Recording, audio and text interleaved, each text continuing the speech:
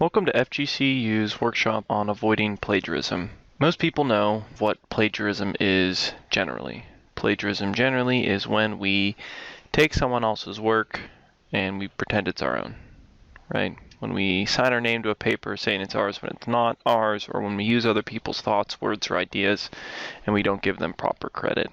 And I think most of us know why it's bad. It's bad because as a student, if you are plagiarizing, you're denying yourself the opportunity to learn and to learn through writing and have the experience of writing. And you often are ruining your credibility. If professor or other professors know that you're plagiarizing, that can hurt your credibility in their eyes. And also you can just get in a lot of trouble, right? You can get an F, and it can lead to things like holds on your accounts or on your records, and that's all bad stuff. And professionally, the stakes just get even worse. When you are plagiarizing as a professional, it can sometimes lead to legal trouble. It can definitely lead to a ruining of your reputation. But plagiarism is a lot trickier than that, right? Most people, I think, don't set out to plagiarize something. They sort of inadvertently do it.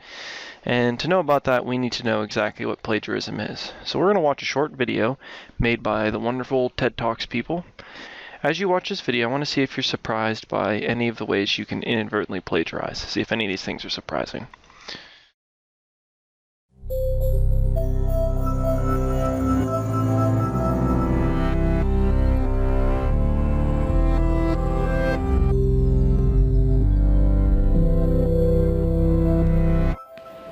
Welcome to the Department of Plagiarism Investigation. The DPI has dealt with numerous complex cases in their effort to bring plagiarists to justice and to rescue purloined texts. The first form of plagiarism that the DPI regularly encounters is known as brainchild snatching, in honor of the Latin word plagiarius, from which plagiarism originates. Brainchild snatchers sneak up on innocent papers and copy and paste them without citing any sources, putting quotation marks around direct quotes, or changing a word. They've also been known to steal and hold particularly eloquent essays for ransom. When brainchild snatchers get together, they form a kidnapping ring, which involves brainchild snatching from multiple sources. Some perpetrators have even been known to commit self-plagiarism, one of the laziest crimes in the annals of the DPI. Also known as one-sided collaborators, these oddballs snatch up entire texts or small passages that they've written before and present them as brand new material. Brainchild snatchers and kidnapping rings are easy for the DPI to catch. Just paste a few passages into a search engine and bam, they're caught red-handed.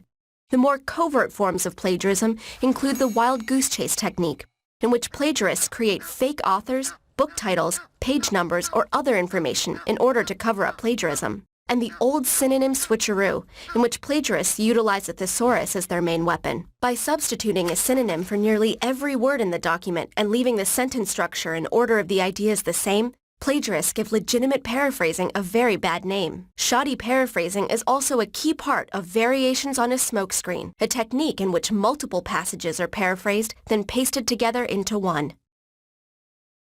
The thorniest issue that the DPI deals with is the misconception that you can never be accused of plagiarism if you use quotes and cite your sources. This is most certainly not the case, because a paper that is made up of passage upon passage of other people's ideas is known as a wholly quotable document. This is considered plagiarism since there are no original thoughts in the work.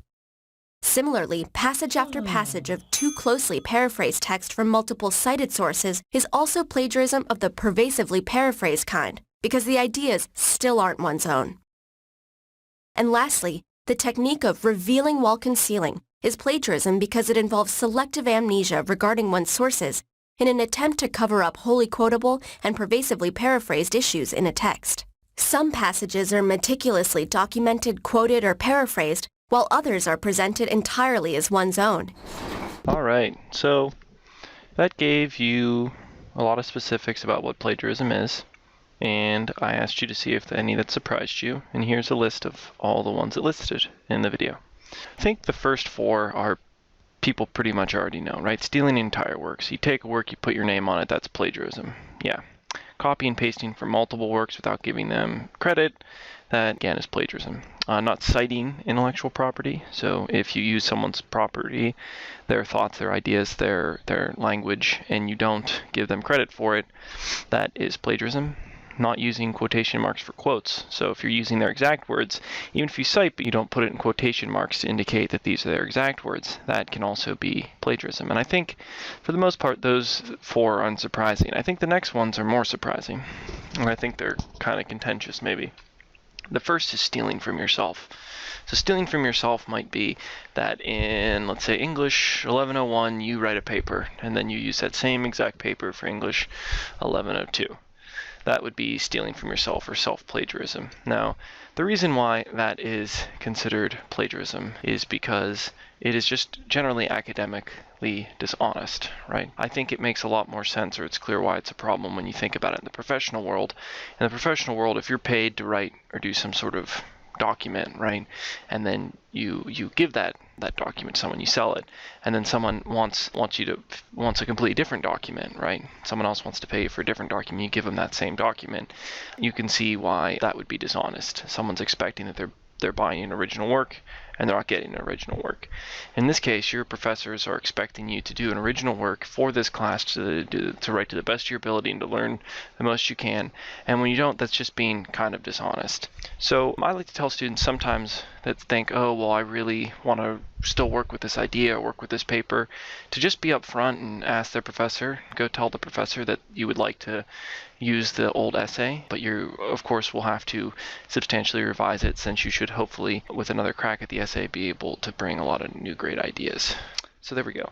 The next is in inventing sources. So this is the old, you have 9 sources and you're supposed to have 10, so you add, Dr. Toboggan's study on bears or whatever. Yeah, I guess I didn't necessarily think that was plagiarism, but it is. It's also plagiarism to, technically, when you pad your sources and you say you use all these sources, but you don't. Finally, we have the wholly quotable, or they said pervasively paraphrase. So this is even if you cite something perfectly. When you quote so much and paraphrase so much that you don't have any of your own ideas, that's also considered plagiarism, because you don't have any original ideas. So there you go. Those are all the forms. And really the ways to avoid it are to be organized, right? So to make sure that you know where information comes from, so you don't sort of just accidentally not cite when you're supposed to. Other ways are to make sure you have your own original thoughts, of course, to not invent sources and not to just blatantly steal other people's material. But importantly, you have to know how to cite and when to cite, right? And so how exactly you cite, what information you exactly give when you are using someone's intellectual property, that really depends upon what citation style you're using. So maybe you're using MLA, APA, all of those have rules about how exactly you cite someone's intellectual property. But another question is, when do you cite, right? And so to know when we cite, we have to know what are the ways to give intellectual property. All right, so here are the 3. The first is a summary, the second is paraphrase, and the third is a quote. So now, how about try to define each of these? So what is a summary, what is a paraphrase, and what is a quote? And also ask yourself whether or not you need to cite when you use intellectual property in this way.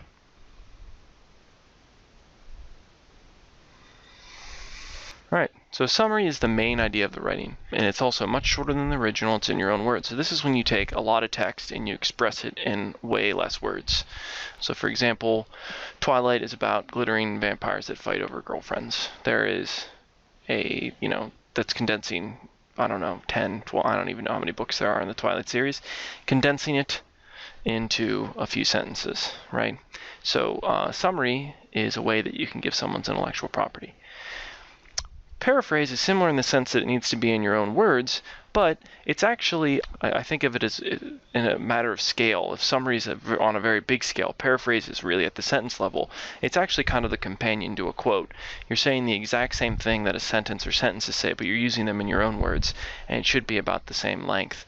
The reason why it's really good to paraphrase is that it keeps everything in a consistent voice. It keeps your writing in a consistent voice. It shows that you're smart enough to paraphrase, which is a really great thing to be able to do. And often it's a service to the reader. Maybe 8 different writers are talking about the same thing, but they all have different terminology, and you're using your own terminology. Paraphrasing allows you, for example, to just sort of normalize the terminology in the paper so it's easy to understand. So that's another way to give intellectual property. Sort of in general, people should paraphrase more often than they do. And finally, we have our quote, which is the exact words of a writer put in quotation marks. It must be in quotation marks, and it must be the exact same words. So those are the issues. So, do you have to cite these, right? And the answer is yes. You have to cite a summary, you have to cite a paraphrase, and you have to cite a quote. How you cite them is different depending upon the citation style you're using. MLA is a little bit different than APA. APA is a little different than Chicago. But to really avoid plagiarism, when you're using intellectual property, you have to know when you're summarizing, know when you're paraphrasing, know when you're quoting. You have to do all three of them correctly, and you have to know that you need to cite them in some way, shape, or form. So that's it. If you need any more help, visit us in the Writing Center. We love to help you talk about plagiarism or any of the other issues you would like to talk about that are about writing. Thank you very much for your time.